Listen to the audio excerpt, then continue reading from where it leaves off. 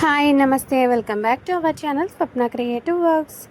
దొండకాయ అంటే అస్సలు ఇష్టం లేని వాళ్ళు కూడా ఈ టైప్లో కనుక దొండకాయ పచ్చడి చేస్తే చాలా ఇష్టంగా తినేస్తారండి. మొత్తం రైస్ అంతా లొట్టలు వేసుకుంటూ ఈ పచ్చడితోనే తినేస్తారనమాట. అంత టేస్టీగా ఉంటుంది. అంతేకాకుండా చాలా ఈజీ ప్రాసెస్ అనమాట. చాలా తొందరగా కూడా అయిపోతుంది. మార్నింగ్ టైంలో లంచ్ ప్రిపేర్ చేసుకోవాలన్న వాళ్ళకి ఇది తొందరగా అయిపోతుంది. అంతేకాకుండా మనం ఇడ్లీలోకి చట్నీ టైప్లో కూడా వేసుకోవచ్చు అనమాట. సో ఇప్పుడైతే మనం ప్రాసెస్ అనేది అయితే స్టార్ట్ చేసేద్దాం. ముందు స్టవ్ మీద ఒక కళాయి పెట్టేసి అందులో ఆయిల్ పోసేసి కొంచెం ఒక 2 స్పూన్లు శనగగింజలు, ఒక స్పూను పచ్చెనపప్పు, ఒక స్పూను మినపగుళ్ళు, మన స్పైసీకి తగ్గట్టు పచ్చిమిర్చి, కొంచెం కొత్తిమీర వేసేసి ఇలా బాగా వేపుకోవాలన్నమాట. మొత్తం బాగా వేగేంత వరకు వేయించుకోవాలి. పచ్చిమిరపకాయలు అసలు పచ్చిదనం ఉండకూడదు, బాగా వేగిపోవాలండి. మధ్య మధ్యలో తిప్పుకుంటూ అయితే మనం వేపుకోవాలన్నమాట. మంట కూడా మీడియం ఫ్లేమ్లో ఉంచి అయితేనే వేపుకోవాలి. సో బాగా వేగిపోయినాయి. ఇప్పుడైతే మనం ఇవన్నీ మిక్సీ జార్లోకి అయితే తీసేసుకొని చల్లారనిద్దాం. సో స్లోగా తీసుకోవాలి మిక్సీ జార్లోకి. ఇవన్నీ ఇలా పక్కన పెట్టేసి ఇప్పుడైతే అదే కళాయిలో మనం దొండకాయ ముక్కలు కోసి పక్కన పెట్టుకున్నాం కదా, ఆ ముక్కలు కూడా వేసేసుకొని బాగా వేగనివ్వాలి.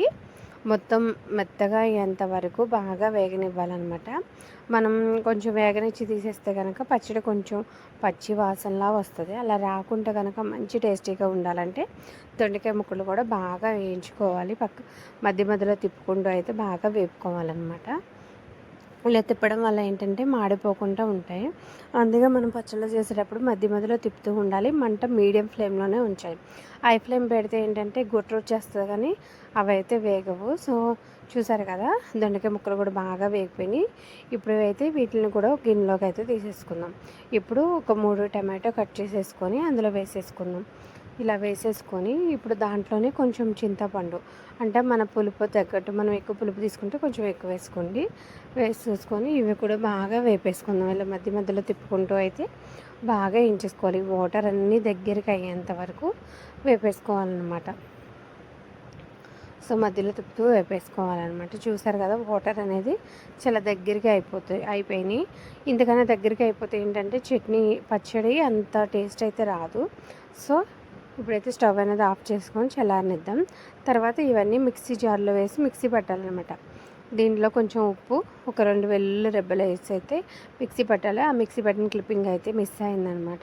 సో అందుకే డైరెక్ట్ పెట్టేశాను. ఇలా మెత్తగా మిక్సీ పట్టేసుకొని మనకి ఎంత మెత్తగా కావాలంటే అంత మెత్తగా, బరగ్గా ఉంటేనే టేస్ట్ బాగుంటుందండి. పెట్టేసుకొని అయితే మనం తాలింపు అయితే వేసేసుకోవాలి. తాలింపు వేయడం వల్ల ఏంటంటే టేస్ట్ అయితే చాలా బాగుంటుంది.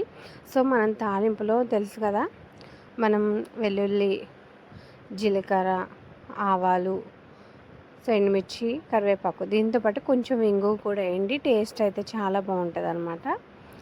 సో చూసారు కదా, ఎంతో ఈజీగా ఎంతో స్పీడ్గా అయ్యే దొండకాయ పచ్చడి. మీరు ఈ వీడియో మీకు ఎలా అనిపించిందో కామెంట్ సెక్షన్లో కామెంట్ చేయండి. ఈ దొండకాయ పచ్చడి మీరు కూడా ట్రై చేయండి. Please subscribe to my channel. Thanks for watching.